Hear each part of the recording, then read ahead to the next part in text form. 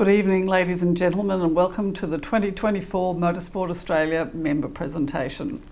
I'm delighted to be here tonight with you and invite you to acknowledge the country you're on, as we do here in Melbourne tonight. We are joined by the President of Motorsport Australia, Andrew Fraser, and our new CEO, or 6 months in CEO, Sunil Vohra, who will be presenting to you shortly. As with previous presentations such as this, we invite you to submit your questions from now, and we will come to answering them later in the session. So without further ado, let me hand you over to Andrew, who will inform you about 2023. Thanks, Andrew. Thanks, Margot, and thanks to everyone for being here this evening, for your participation in this forum and for your involvement in our sport, a sport that we all love. It's important that we report to you as the members and participants in our sport about the position of the sport, both in a sporting sense and also in a financial sense. And Sunil, as our new CEO, will speak in some detail to that in a short while. For my part, at the start of the forum, I just wanted to mention a range of things in respect of 2023 and point to some of the priorities as we look ahead in 2024. So despite the challenging circumstances and despite challenging trading conditions in the broader economy throughout the last year, there were a number of highlights for us as a sport in 2023. So we did continue to see licence hold numbers hold up for the most part, and indeed we saw a slight tick up in competitive events, albeit a softening in the overall number of events in 2023. One of the most pleasing aspects last year, however, was good growth in the number of officials. Last year, I said there was a focus on ensuring that we supported our officials and trained officials for the future, and we've established an officials working group which has delivered a blueprint, a range of activities that will seek to prioritise and fund and support as we look ahead. So I wanted to say thank you to everyone who's participated in that effort, whether they completed in the forms in the surveys, part of the consultation or the research that's gone in to informing that work. Our officials are the lifeblood of this sport. They are the people who make the sport possible. Without our officials at motorsport events, then it's simply not possible for us to conduct the sport. And in that respect, I wanted to mention one pleasing insight out of the Australian Grand Prix held last month down the road in Albert Park. Just under 25%, 24% in fact, of all officials at that event were under the age of 30. Now, if you've been involved in our sport for some time, you probably know that that's not an age profile or a demographic of an official set that's the norm or the characteristic of our sport, or indeed most other sports around the country. But it speaks to a couple of things. It speaks to the popularity and just the brilliant conduct of the Australian Grand Prix. It speaks to the popularity itself of Formula One, which is good for our sport, good for bringing people to our sport, good for bringing new people to our sport. Amongst those highlights, however, is some pretty challenging trading conditions and challenging financial result for the sport, which we need to confront and lean into. So like all organisations, like you, like households, like businesses around the country, inflationary pressures on input costs are something which is a real challenge for everyone, and motorsport is no different. We conduct events, and so those costs, those input costs, especially travel costs, have been a challenge for us. But there's a particular challenge also on insurance, which is affecting our sport, indeed all forms of motorsport, and is a challenge for sport right around the country, and Sunil will speak to that in his address shortly. I wanted also to mention that in the context of that pressure, we do need to make decisions to ensure that we've got a sustainable sport for the future. And Sunil, as the new CEO, has a clear mandate from the board and clear support from the board all the way through the organisation to ensure that we do deliver a sustainable sport for the future. As I think about the future and as the board plans for the future, I wanted to mention in brief some of the focus for us. We will continue to invest within those constrained circumstances in new technology and improving the technology that we utilise. We'll do that for two reasons. One, because it can be more efficient. It's a better way to run the sport. And two, because it can make entry, it can make competing, it can make running events better and improve the experience for members, which is something that remains a central focus. I've mentioned that Sunil, as a new CEO, installed at the end of last year has a clear mandate and a clear vision to achieve on that and to deliver on that for the benefit of members. He'll speak also to the role of officials, and that will be an enduring focus for us as an organisation. Finally, within the context of all other priorities, we also need to keep a very clear eye and a very clear priority on ensuring that we operate sustainably to the expectation of the community, to the expectation of our corporate and government funding partners who insist upon this. And we did achieve a recertification of our 3-star environmental accreditation from the FIA last year. So this forum is an important event to share with you the state of the sport.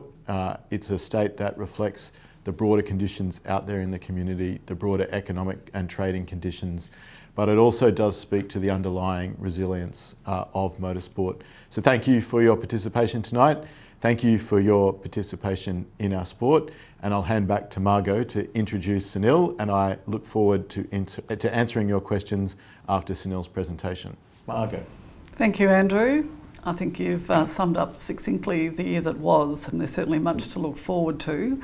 But over to you, Sunil. Welcome again to your first member forum of the 3 that we've had so far. So over to you to fill us in on all matters financial and optimistic.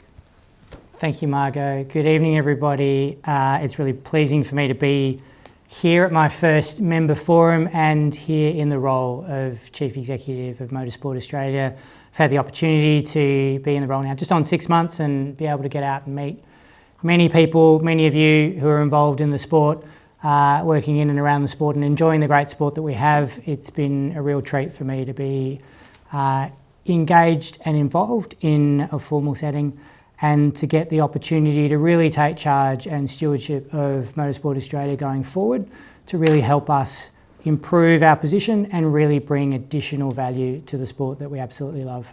Little intro to me, for those of you who I haven't had a chance to meet yet. As has been noted, I have a background that is relatively strong around insurance and risk management.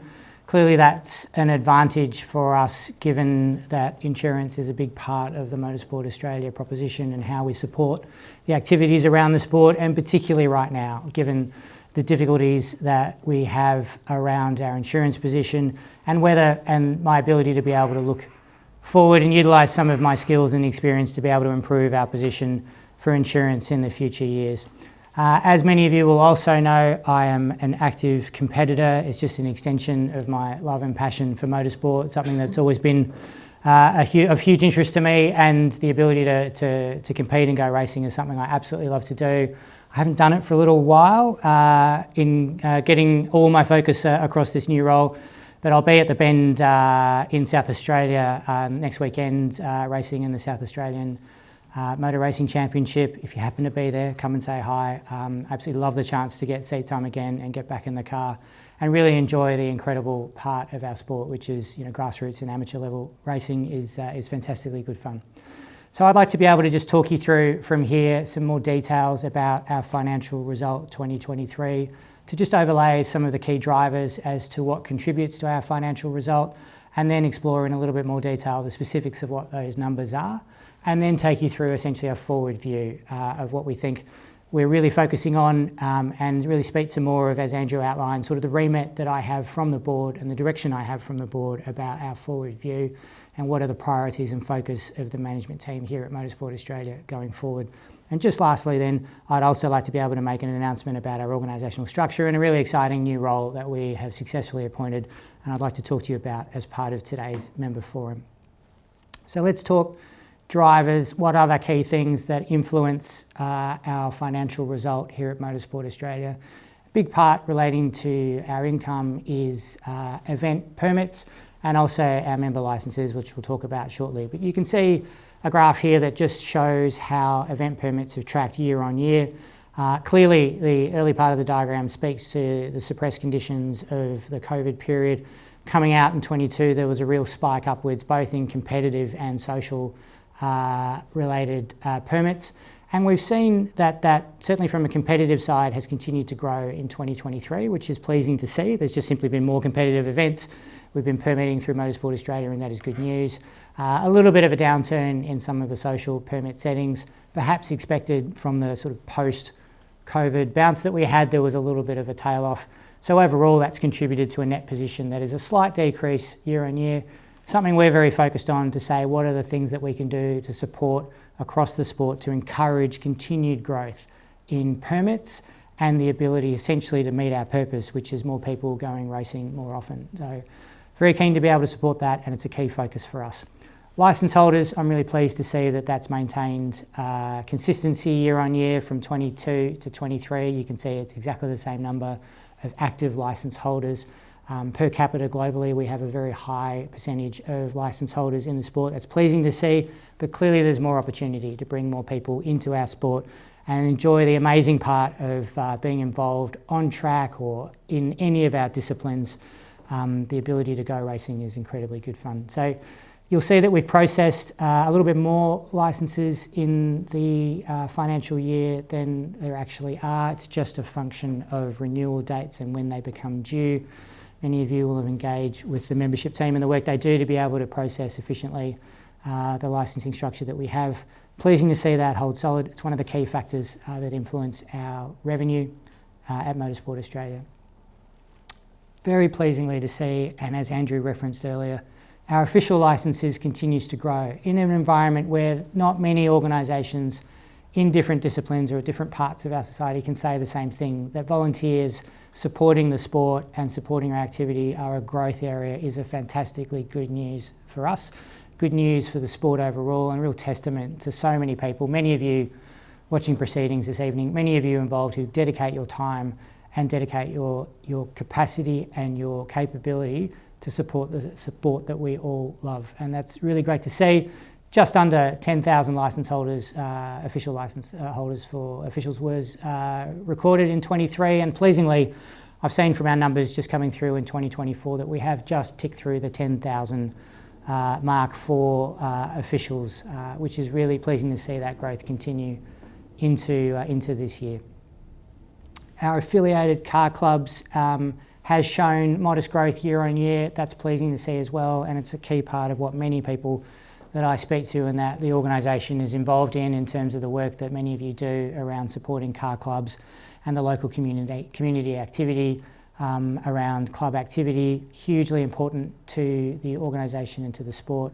Pleasing to see that continue to grow, and we can think more about how we can encourage that and give support to more and more clubs being formed and aligning to Motorsport Australia. So those are some of the key aspects or key drivers that influence our financial result. Let's spend a moment to get into the numbers themselves and talk about the specifics. So firstly, to be able to talk to some of our revenue numbers.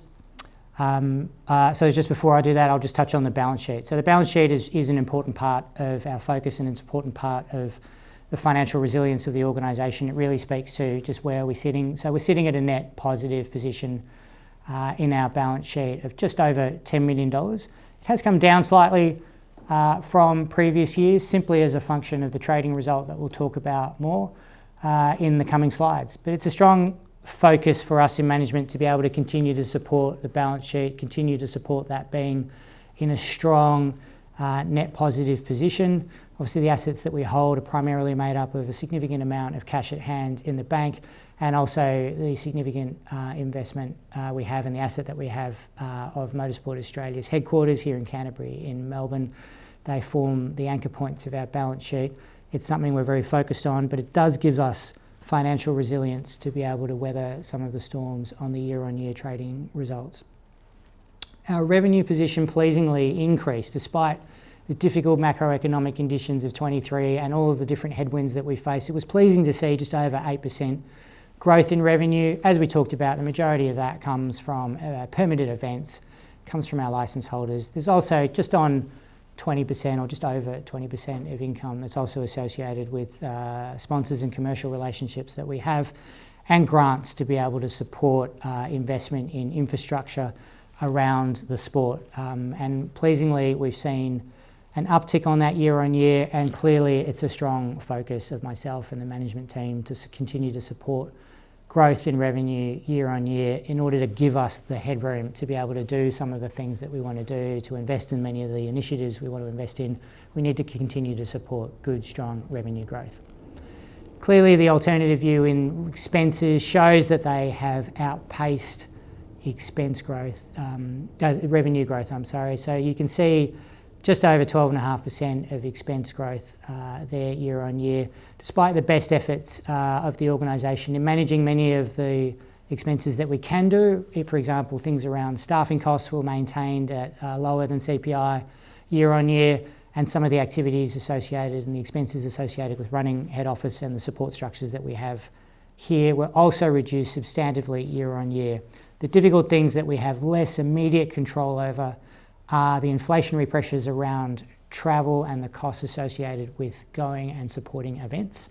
So every time we run events and we go and support them, there's clearly associated costs of having people attend those events, travel, hotels, meals, all subject to the inflationary conditions that we're all aware of that exist in the world today.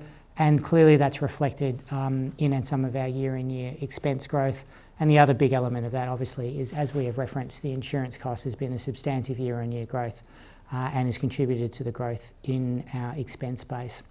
So to give you just more sight of that, you can see, just to isolate the insurance line in terms of the premium structure associated with providing cover for the sport, it's increased in real terms just over $700,000 year on year from 22 to 23. That reflects something like a 36% increase. It's a significant expense for the organisation.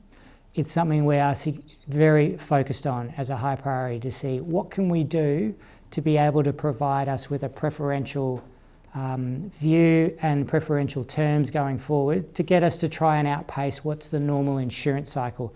So currently global insurance is in what's called the hard cycle. It's where there's less capital available for insurance, and generally insurance premiums on pretty much everything go up. And that's certainly been reflected in motorsport, in the different disciplines of motorsport, and across sport generally. I think we've seen that consistently across the last year or so. What we are looking to do, and we're working very hard to do with our broking partners here in Australia, and then into the underwriters, the specialty underwriting units that are in Lloyd's of London, to be able to talk to them about our forward view of risk and to be able to see how we can influence the forward view of premium structures to try and outpace the cycle that otherwise might take some time to play out into a softer rate cycle. We're looking to see if we can provide an environment where terms can improve for the following years and just give us a better story and a better way of managing what is a significant part of the cost structure of the organisation and the sport, and not just be subject to just in the insurance cycles that we can't otherwise control. So there'll be more to talk to about that in the year ahead, but it's clearly something we're strongly focused on now. So all of that contributed to a statutory result of a deficit position of just over $1 million. It's clearly a bigger number than anyone is comfortable with. It puts it sharply in focus of the governance structures of the organisation, and clearly that focuses management on what we can do to better manage the expense and revenue position of the organisation going forward, so we do not continue to repeat deficits such as this, which clearly cannot be allowed to be continuing to ensure the sustainability of the sport going forward. So it's clearly something that's in focus for me. Many of the conditions we've talked about are things that we're actively leaning into to be able to try and improve that position. And you'll see that the statutory position has some elements from it which increase the number. The actual trading result that you can see on screen now showed a loss position on our trading result of just under $400,000 deficit.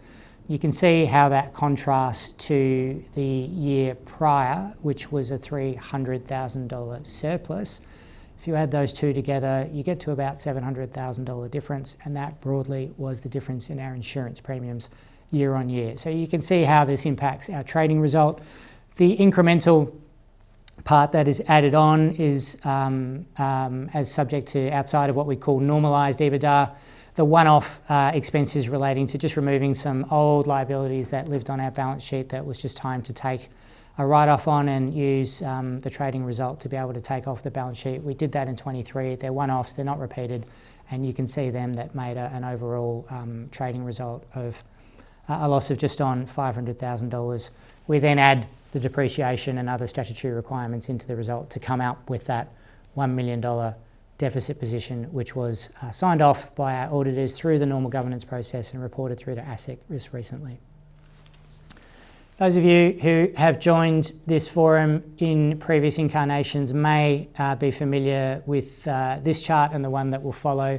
It essentially gives you a pictorial representation of where the money comes in from and where, therefore, it is also expended. This gives you a way of representing just the relative proportion of revenue associated with event permitting and licensings. And you can see some of the additional activity there associated with grants and commercial relationships, and a few extra additional things that we do to support income into the organisation. Correspondingly, on the expense side, you can see that plays out through staffing costs in the organisation, supporting events, and the big one there that we've talked about around insurance. Just to note again, pleasingly, that staffing costs were held under CPI growth year on year, which is something obviously that's well within our control. But events and insurance were very much subject to the market conditions that currently at play and that many of us are feeling. From here, looking forward. So that was the 23 financial year. We work on a calendar year. We're deep into our 24 year. So what does the forward position look like? So I wanted to take a moment just to give you a sense of that and talk also about our organisational structure at Motorsport Australia and take the opportunity to make an announcement about a new role that we're really pleased to be able to inform you about this evening that we're appointing into our management structure. As part of reorganising the organisation across Motorsport, we've been able to appoint a new role into the organisation called the Motorsport Sporting and Technical Director. Very pleased to announce that we've appointed Lisa Crampton to take this role. Lisa is from Australia, currently resides in Germany, where she spent many years living and working around international motorsport. She brings an enormously significant body of experience around race directing and officials at the very top end of motorsport. She was assistant race director at the World Endurance Championship for many years, and some of you may know her from being the sporting director of the Works Audi team that won the 2024 Dakar with Carlos Sainz this year. She brings great pedigree and great knowledge when it comes to officials and very much relates to an area that's a significant area of focus and investment for us as an organisation. As referenced previously with Andrew's update, we've had an officials working group that has spent many months getting intel and data from around the motorsport community and forming that into a series of recommendations about how we can improve our volunteer officials and our ability to improve standards, training, renewal, recruitment, all the things that we should be actively doing in a really proactive manner for the sport and as part of the governing body of the sport. The officials that we have are a great asset for the sport, and it's absolutely incumbent on us to continue to invest in improving the position and support that you have. So I'm really pleased that Lisa is joining us and the role has been appointed, and I'm pleased that that is also going to be supported by a new officials manager and just increased capacity and executive oversight around this important element of our offering to the sport and our management structure here at Motorsport Australia. We continue to also support some of the great championships and great events that we run across the disciplines of motorsport. As many of you will know, through Speed Series, working with our partners at Supercars, and obviously the ARC and AORC are an enormous part of our focus and priorities for the year ahead. To add to that too, I'd like to very much bring my perspective and my knowledge and experience of state level racing to continue to encourage us to improve and promote and think ahead about how we can support and grow our proposition at state level racing, grow and support our proposition for state councils and for different championship structures, and how we can essentially support more of the grassroots that are the engine room of our sport. It's hugely important to me, it's hugely important to the organisation, and I'm hoping that my focus and experience can provide just a little bit more firepower to what will be an important part of our focus going forward. Last things just to touch on and to leave you with. This is probably looking relatively small on the screens that you are watching this on. This information will be available on our website subsequently to tonight's forum. It just gives you the updated structure chart for the senior positions at Motorsport Australia. You can see the shared services functions that support the organisation, but then also how we've structured Motorsport and the new role there at the sporting and technical director role and the functions that sit alongside it, as well as the Motorsport events operations, commercial development and infrastructure and partnership roles that already exist in the organisation. You can see the key folks there. Supporting that as well will be a contacts list for different queries that you might have, different parts of how you engage with us to give better clarity and just a more update view as to who to go to and who can help you with your query over and above the standard ways that you communicate with us. Thanks for the opportunity to speak to you today. It's been a real treat for me, and I'll hand back to you, Margot. Well, thank you, Sunil. That was a very comprehensive and succinct summary of the current state of play. Great performance, first outing for these member forums, and I think that the look and summary of the financial position certainly has given an insight to those of you who are joining us, and I hope that will assuage your concerns that might have arisen from any commentary on the socials. So we do invite you to submit questions, as is common for our forums. So please get those fingers clicking and submit your questions when you're ready. I do have one already. What are some of the key recommendations that have come out of the officials working group? Back to Sunil. There's a large number. There's 37 of them, which relate to, and pleasingly, there was really work done also around what are the key priorities in terms of what's immediate and what's the focus. So there's a couple that spring to mind to talk to. A big part was training and the ability for us to better support structured training programs for our officials, and that's clearly something that should be a core part of our proposition and our support structures for officials. It's something that I'm already underway with the team about how we bring high quality content globally, how we bring that into our structures here, and what else we can specifically do that's localised for the Australian context to support better training. It's an early priority. It shouldn't be too long before you start to see and feel some outputs of that. Two other quick things I'll mention in relation to recommendations from the officials working group. One relates to technology, which is and the ability to engage through technology platforms. That's a broader priority for us overall, and certainly something that I'm, again, using some of my background and experience in some of the technology transformations I've been involved in, is to see how can I bring some of that experience here into a motorsport setting to say, what is it that we can do to be able to continue to renew and continue to improve parts of our existing technology capability, and what is the increasing things that we can do to digitise things that are currently manual. Clearly a lot of that is part of how we engage with officials and volunteers. The last element I'll speak to is one broadly around what we can do to support and influence the culture of officials. Many of my interactions with officials and the culture that binds and the passion that drives officials is incredibly positive, but it also needs to be one that continues to be contemporary and continues to be one that's reflective of the new participants coming in and the times we live in today. So what can we do to help support that? What we can help do to influence that?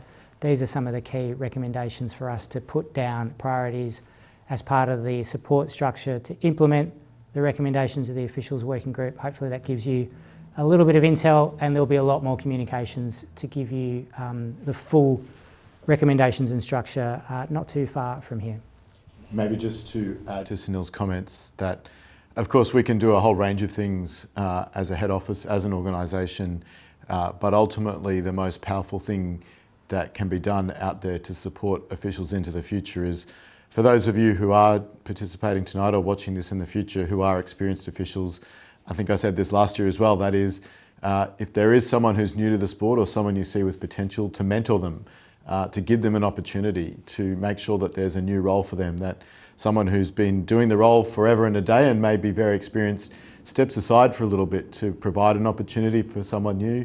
There's only one way to learn. You have to be a race director once. You have to be an official for the first time once in order to get that experience. And so the most powerful thing any of us can do out there in the sport is to provide that generosity of opportunity And the most destructive thing that can occur, and it won't matter what we do here if this happens, is if people are not treated with respect, if people are not welcomed, if people are not treated fairly and openly as they present to someone who is genuinely wanting to participate in our sport, then that sends a really bad message, not just to that individual, but more broadly. So there's a lot, as ever, in relation to these things that we can do, but it also requires the efforts of each and every person involved in our sport at an individual level. So it's an absolutely fair question to ask what head office can do for officials, but it's also a real question and a real opportunity for what you can do as individuals to help bring on the next generation of officials.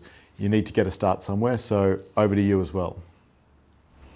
Thanks, Andrew. Thanks, Sunil, for that one. We've got a follow-up question on the officials working group. Are there any officials on the working group? There are. The working group did a lot of work to be able to, it was made up of a number of people. It was chaired by Ed Ordinsky, well-known rally superstar, who was very generous with his time in helping us coordinate and put a structure in place to be able to go through a process to engage across the motorsport community. And that was deep out to, in a deep and well-structured way, to the existing officials, through the state council chairs of our officials, and across state councils and in and around the officials community today. There was an enormous opportunity for intel to come in. It was through surveys, it was through focus groups, and then it was through the key folks, particularly the chairs of the steward panels in state councils, helping us sort through that and helping us formulate the recommendations that have come out of that. Clearly, as we go forward through implementation, those aren't structures that we then disregard or disband. They're clearly ones that we want to continue to take use of and utilise the capability, skills and knowledge that exists to perhaps give some comfort to maybe the underlying part of the question. It's not just us freelancing with head office ideas about what we think could happen. I was really pleased to see, I came late into the process. It was already well underway before I started, and I was really pleased to see the rigour that was involved with engaging with the motorsport community outside of head office and engaging with the officials community specifically to give confidence that the recommendations are robust and sound. Thanks, Neil. One of the things we try and do at Motorsport Australia through these forums and in other ways is to be honest and transparent, and I think you've done so tonight.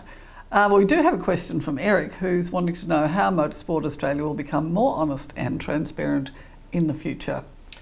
Thanks, Eric. So one of the initiatives that I put in place when I assumed the role as President and Chair of the Board was to conduct this annual event to put our financials on display and to provide the opportunity for questions. We're not required to do this. It's not a law, it's not a rule, it's not anything that we're mandated to do. It's something we voluntarily do. I'm aware that a lot of other sports and indeed a lot of other not-for-profit organisations don't do exercises that are analogous or parallel to this, so I think this is a very important exercise. We have standards, however, that are insisted upon by Sport Integrity Australia about the way in which we conduct the sport itself and to protect the integrity of the sport. But ultimately for us, I think the greatest thing that we can do as individuals involved is precisely what Sunil talked about. He's doing next week and I'll be doing in a couple of weeks, and try to do as often as I can, and that's be at events, to actually be there where the sport's being conducted and being held. I'll spend Saturday morning with our colleagues from Karting Australia at their conference event up in Queensland, talking to those participants, and the greatest transparency that any leader can have, whether you're a chief executive or a director as a volunteer role, is to make sure you're connected to the community, to be available and to hear firsthand from people. I know that colleagues sitting around the board table from those elected by state councils and those communities, as well as those who are appointed to the board, are all connected into the sport, and that for me is a hallmark of transparency. Thanks, Andrew. Question for you, Sunil, perhaps. There currently doesn't appear to be a CFO in the organisational structure. Given the financial result for 2023, is this something that needs addressing? That's a very fair question. We have a very capable structure in the finance department, headed by Lee Ying-ong, who's our finance manager. We also have support from an outsource provider who essentially provides outsourced CFO services. It's in part a position and a structure that we continue to monitor and continue to make sure that we have the appropriate financial rigour and oversight and the ability to make improvements in our management accounting and our processes to be able to, and data to be able to take proactive management decisions around the financial result. So that so far is the model that we're working to, and I'm pleased to see that that is working well. The other element that we have is strong support through our governance structures and through our board appointees in terms of the financial and accounting acumen and support that is there, that continues to support management in the work that we're doing. I think I'm clear and am confident that the forward view, the current and forward view of how we are managing and our oversight of the financials of the organisation is improved and will give us a stronger platform to improve the financial result going forward, and be able to take more proactive action when faced with actual results that are adverse to the forecasts that we otherwise plan for. So that's probably how I'd best answer that today. Thanks, Anil. What is Motorsport Australia doing to increase participation of women and girls? I might start and then Sunil can add to this. One of the things that we have done is the FIA Girls on Track program, which has been a very successful program, and most recently, both at the Grand Prix and also at other events this year, have interacted with a range of young women who've not only joined into that program, but not just had a kind of fleeting engagement with the sport, gone on to get roles in the broader motorsport industry. And I think one of the hallmarks of participation programs is not that you just give away a footy and mark a card and say that someone's now a participant. It's that they get a real and deep engagement in the sport. And certainly at that event, we had not only current participants who've been involved, not just in the actual conduct of the sport, but in everything that goes in and around the sport. There's plenty of ways to get involved, as everyone knows on this call tonight, but have gone on and come back to the program to see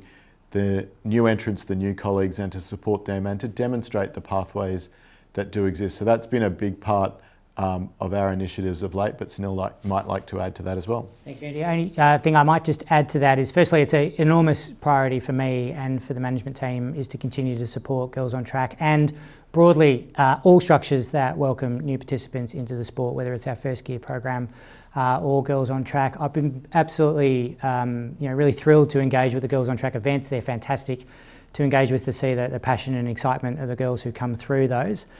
Some of the initiatives that we are looking at as we further look to the next horizon of growth for Girls on Track is to do a couple of things. One is to say, how can we improve the funding position and the revenue position around the Girls on Track infrastructure to be able to do more events and more activities so that we can introduce more young girls and women to the sport and to have this engagement with what is a fantastic template to engage.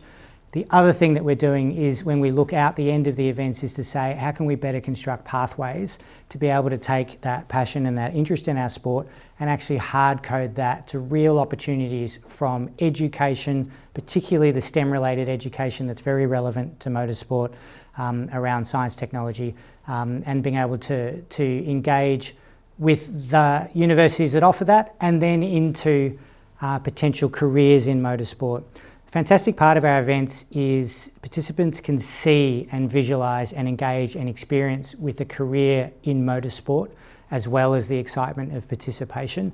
What we want to do is to be able to further improve and codify those pathways so that people can then have a structure to follow that turns passion and interest into an actual pathway to a career. So that's the next evolution. Huge priority for us, but we already have a great foundation to build on. Thanks, Anil. Next one is, what are some of the ways that Motorsport Australia plans to capitalise on the sudden recent popularity of F1 and increase awareness of grassroots motorsport and increase memberships? Big question. I might start again and then Sunil can add to this. I mentioned at the start that Drive to Survive and the interest in Formula One that runs from it has been a big driver towards younger people getting involved in officiating and volunteering at the Grand Prix. We actually have a wait list of people to be involved as officials and to volunteer at the Grand Prix, which is a sensational position to be in, given that there's around 900 positions that need to be filled each year. When I've been to early morning sign-ons and talked to people, a lot of their interest in being an official has been driven off an interest in F1 and off the popularity of Drive to Survive. So we have increased our presence in and around the circuit at the Grand Prix in Melbourne, because of course if people are there for the first time, and I think the stats last year, and talking to Travis Auld, the CEO recently, the stats were about the same this year, around 37% was about the same figure last year of people at the Grand Prix were at their first event. So that gives you a sense of the size of the volume of people coming for the first time. So we made sure we had in programs and around the track the ability to use a QR code or to otherwise engage with Motorsport to sign up to get involved. We had a stand out in the broader public area with Motorsport Australia officials and volunteers at it, and we utilised the opportunity of the event to conduct things like the Motorsport Hall of Fame, which was another touch point to get people interested in the history and the breadth of our sport. There's always more to do, and certainly from the popularity of Drive to Survive and what it's driven for F1, we've sought to capitalise that in the last year, and we certainly have plans to continue to do that and build on that into the future. The thing perhaps I'd add to that is on our very long to-do list, there's one that's pretty close to the top, which talks about better clarity and structure around the entry pathways to motorsport for participants. I think we do a number of programs, and there are a number of ways that people can be educated about how to enter the sport as a participant. But I do, certainly from my experience at state level and talking across the sport, it's still not as clear as it could be. So I think there's things we can do. Some of the discussions I have, particularly when we talk about junior categories, whether it's from karting or whether it's on other four-wheel disciplines, coming into motorsport proper, is for us to get better clarity and structured pathways and support structures around, so that we make it really easy for people to go, if I have an interest that's been generated from watching Drive to Survive or being around Formula One, and I think actually participating looks like fun, how do I do it? Well, we want the engagement, the way we communicate that and the way those pathways to work to be as easy as possible and as clear as possible. I think that's more we can do, and that's part of the early initiatives that we're focused on here. Over 400 people registered for this evening's forum. So now's your opportunity to keep asking questions, as you have Andrew and Sunil in the room at the same time, which won't happen again probably until next year. So we welcome more questions. Corey's asked, one of the things that is causing concern with officials at present is the extent of expectations in terms of the number of hours worked over the course of an event. What is Motorsport Australia putting in place to protect officials from being exploited? So we're certainly aware of this. We've had the feedback, and in speaking with officials and volunteers, being a part of the early musters and then going through to the end of play in the evening, we know it's a long day, and particularly some events, like for example Grand Prix, were very long days. We have a structure that does have breaks in the schedule for people to have a little bit of downtime. The ability, and that's on every hour, there's a break in the schedule for there to be some downtime, and we do think about this as the schedule for events is put together, to say how can we support and protect our officials with the amount of hours that they're asked to do. Clearly it's a part of the support structure and part of the education and part of the training that we do to be able to take care of yourself during an event. They are long days. A part of the structure is making sure that you're supported with food and drink and the appropriate breaks. And it is an ongoing discussion that we have across the promoters, across back into the Grand Prix, about how we can better support the long days that do take place. But it is also, I guess, a fundamental part of us engaging with the sport and us engaging with volunteers, is that and volunteer roles, is that it does take a physical effort and a physical toll. It's why we want to continue to renew numbers and continue to have a real good body of people to be able to cycle through events.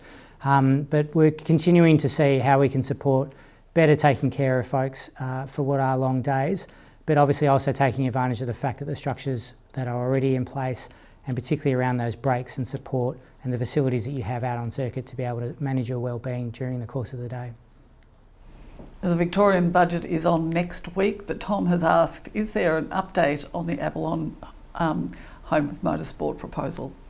Topical subject, Tom. Thanks for the question. I had meetings about that today, and we engage constantly with government here in Victoria about the business case proposition we have for the investment in what's called the Home of Victorian Motorsport, which is an amazing facility if we are able to secure funding for it, to give a facility that's a real anchor point for the sport, for us to be able to base an enormous amount of facilities and capability around. A lot of the things we've spoken about around officials training, education, driver and participant pathways could all have a home 7 days a week if we had a facility dedicated to the sport and dedicated to one that we could control.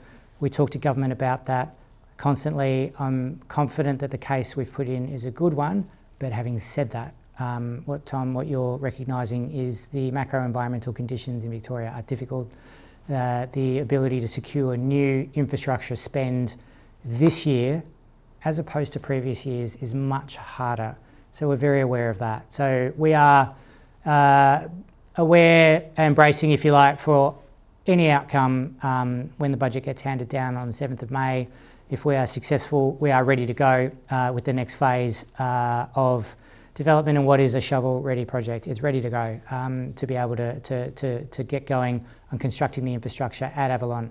If we're not successful in securing funding, we have further activities that we're working with government, we're working with the Minister, and we're working with his department to be able to then progress over the following 12 months to reframe the case for investment in the following budget. But it's a huge focus for us. It's part of our strategic plan. I'd love to be able to give you good news after the 7th of May, but let's see how we go. Maybe just to add to that, as I think I said earlier, new motorsport facilities don't pop up overnight, and the work to get to this point has been extensive and led by the team here in head office. I think it may well also be a case that if first you don't succeed, try and try again. So this is not a one shot in the locker effort by any means. We do recognise that we're facing into challenged fiscal circumstances in terms of the ability to secure the funding this time. And as Sunil said, if we're not successful this time, then we'll return to the well again and again, and we'll keep at this task, because if we are able to achieve this, it is fundamentally a game changer for the organisation and indeed for the sport. Thanks, Andrew. Officials remain top of mind and very important. This question asks, this year's circuit racing track signalling appendix place greater emphasis on the use of lights into the future instead of marshals. With some venues choosing to use lights instead of marshals, what will the role of marshals be into the future? There's always a role for marshals. While lights are an important additional infrastructure to circuits to be able to very quickly, in a very bright and vibrant way, inform competitors as to the current circuit conditions and the state of the circuit as deemed from race control. Panels are important, but what they can't do is replicate the support structure that's required in the event of incident. And clearly having officials around circuits to be able to intervene in a timely manner is an important part of our proposition, our regulations, and the way that we go racing. So it's a combination, if you like, and perhaps there's more that we can do to perhaps lean into the question a little bit more. Perhaps there's more we can do to perhaps communicate a forward view of how this evolves and what roles different parts of circuit infrastructure, as well as the human capital, the people involved in running events, how those two elements work together to create better events.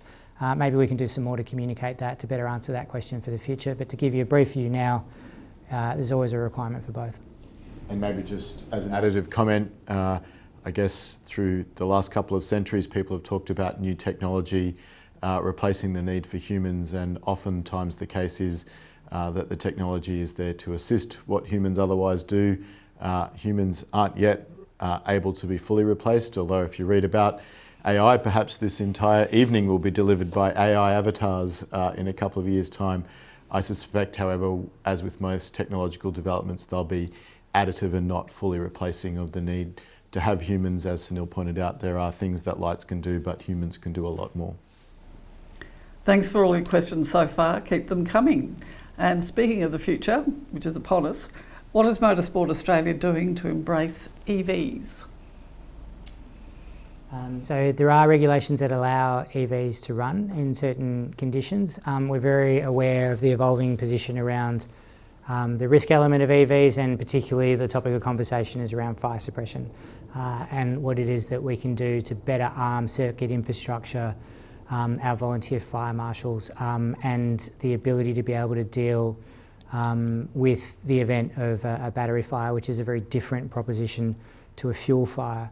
It continues to be an area of work for the technical and safety team at Motorsport Australia, and it is firmly in view of the governance structure that sits across the top of that, which is the Motorsport Risk and Safety Committee. So we've got some real heavyweight firepower helping support the thinking in regards to that, and it's very much informed by a lot of the requests that we are getting now in relation to EV activities, whether it's either as a demonstration event, whether it's in part of being, for example, the supercar safety car is now an EV vehicle, and what are the regulations around that, and then how does that relate to the regulations around competition for EVs. So it's firmly in focus. Some regulations and some tech requirements do exist today and do allow for EVs to compete, but clearly it's an area of increased focus for us, although there'll always be the element of there being both combustion engine sport and EV sport.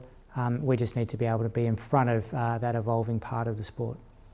And certainly one might observe that while there'll be a place for EV racing in the broader firmament, and certainly that we see that at a global level, and will very much be demand driven in that respect. So if there's a demand for it, then we'll respond to it. But I might sagely observe that once the car was invented, horse racing did not cease. And I suspect the case is that with the advent of electric vehicles, there'll still be a role for internal combustion engine racing, albeit much more efficient, potentially with renewable and sustainable fuels, and definitely in hybrid structures. But one can observe that the Melbourne Cup still takes place. Very successfully, yes.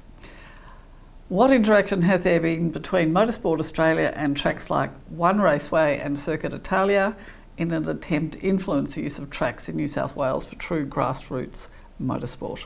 Well, I can confirm that's not a pre-placed question, because I was at One Raceway yesterday in Goulburn, meeting with the new owners, the Shelley brothers, and their management team, and did a track tour.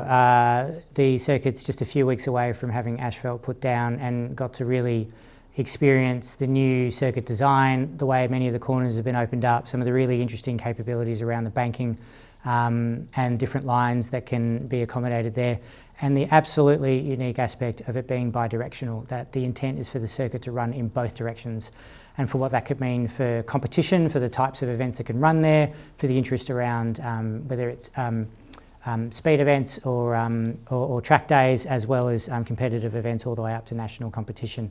So we engage very closely overall with circuit owners and circuit proprietors.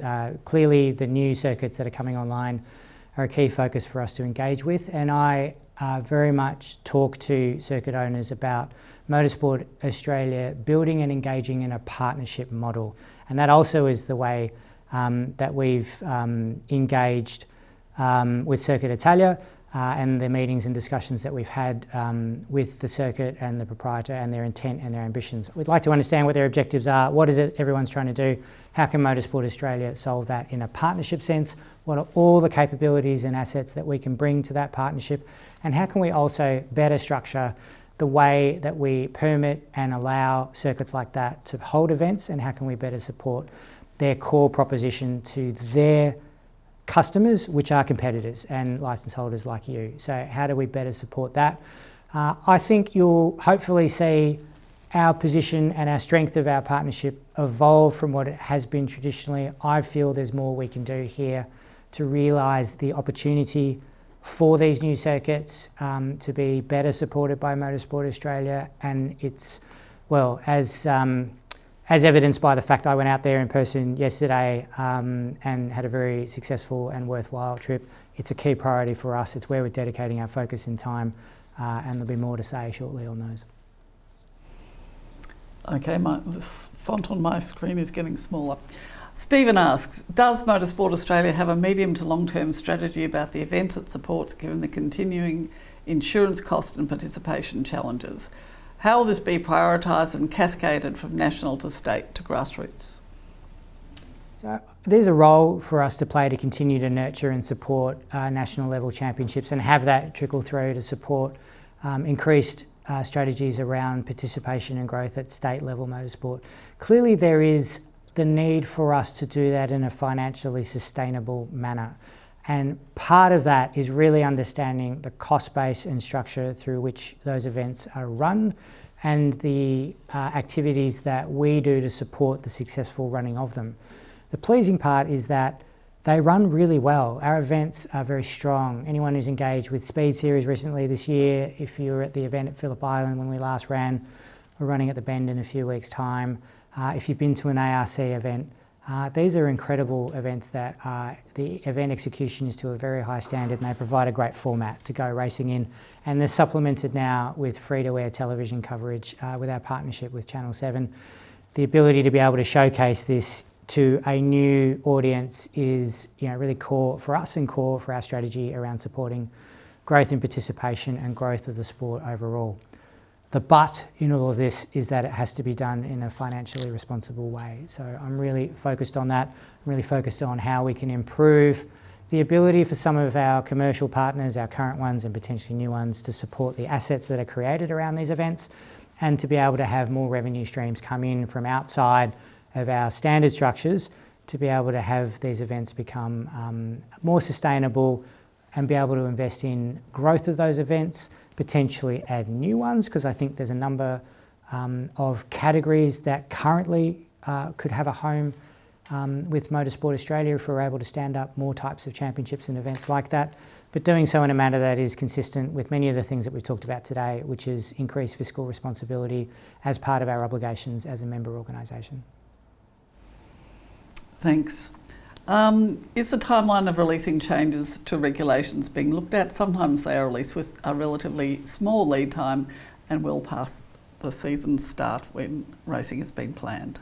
Yeah, absolutely noted. I think it's a really fair comment. I think I've certainly observed that perhaps through the way that the decisioning structure is taken, through governance and then coming through to management and then coming through, that sometimes, not always, but sometimes changes have come through late, and perhaps also recognising that an enormous amount of the sport aren't used to, or perhaps don't allow for changes to the technical aspects of our vehicles or our apparel or the infrastructure at short notice, right? So not everybody's in pro motorsport where they're used to putting a new car out every year. The vast majority of us run the same car year on year, and changes are something that we have to fund ourselves. So I'm aware of that. And I'm very keen and have talked about the organisation having a better change management strategy, if I can use corporate speak for a second, which is about us being able to better manage changes into our constituent community, which are participants and racers and owners and team owners and car owners, that we can do that in a more managed way. And I'm particularly conscious that's affected the off-road community recently, and affected circuit community, and everyone's been affected by things like self-extraction. I think these are things that we, in hindsight, can take a more proactive approach about how we communicate that and when we communicate that in the season, and what are the things that we actually say, we're going to hold that off until end of season because maybe it is of a priority setting that we can say that too. Obviously things that are urgent, things that have a safety overlay, then we need to manage that effectively with you and allow for appropriate time for people to make adjustments. But it's something I'm aware of. Again, it's something we're focused on improving, and you hopefully should feel that in the months and years ahead. So Nell, a quick last one for you. Have you ever been to a non-circuit based Motorsport Australia event? If so, which one? I was at the Canberra round of the ARC late last year. I've been at a Carnacross event.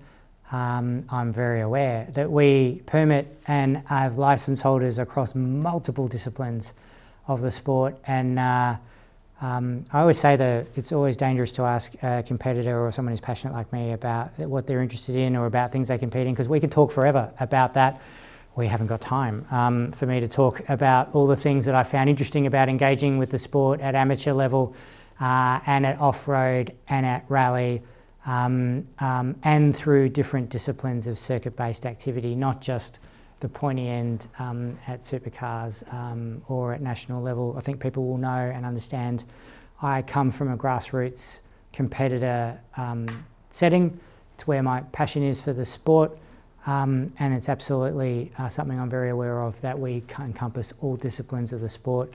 If you haven't seen me yet at an event, I'm going to lots of them. You will see me at some point. Always happy to receive invitations to come to things and manage the schedule as best we can for me to get there, because I love going to events and will always continue to do that. And I can confirm that one of the first events that Sunil went to was at the Whitsunday Sporting Car Club at their facility just next to the Proserpine Airport.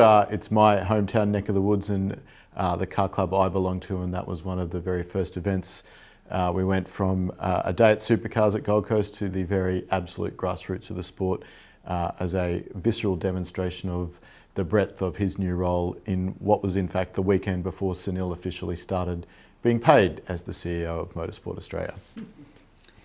Well, thank you, everybody. We're at the finish line of tonight's forum, so thank you very much for coming. There are a number of questions that we weren't able to get to tonight, but feel free to email us directly on info@motorsport.com.au, and we'll come back to you as soon as possible. Members, all of you here tonight, shouldn't ever feel like you have to wait for nights like this to ask questions. Feel free to reach out to the team, led by Sunil, at any time. The replay will be available on the Motorsport Australia website tomorrow with a copy of the presentation. But just before we close, final remarks from Andrew. Sunil, before we close. Thanks everyone for your participation tonight, but more broadly for your participation in our sport. I do also want to acknowledge that this marks the end of the contribution of an esteemed colleague, Tony South, who's been a part of the Motorsport Australia governance structure since 2012. He's been a great contributor to our sport, quietly spoken, but always advice, and always advice that's worth listening to. And I wanted to particularly acknowledge his service and his contribution, both on behalf of the sport, but also personally for me. And I might just note and offer my thanks for the warm welcome that I have received coming into the role as Chief Executive of Motorsport Australia, and particularly those who have reflected back to me how they value that an active competitor is in the lead role in the management structure. And people can see that my passion and love of the sport is represented by me wanting to come and be here, be a part of this organisation. And I'm very focused on providing value to the sport in my role and in my time here. And I just wanted to offer that view, and to also offer my thanks for the very, very warm welcome I received. It's really great to be here, and I look forward to working with you all in the years ahead. Thank you again. I did make an error in the email address. It's info@motorsport.org.au. And on that note, I'd like to thank you all once again for joining us tonight for this third member forum. The welcome you've given to Sunil, he's just acknowledged, and it's great to be working here with our President Andrew Fraser. So on behalf of the board, let me thank you all too, and for the work and information that's gone on to present to you tonight, which I think has been detailed, honest and transparent. Thank you.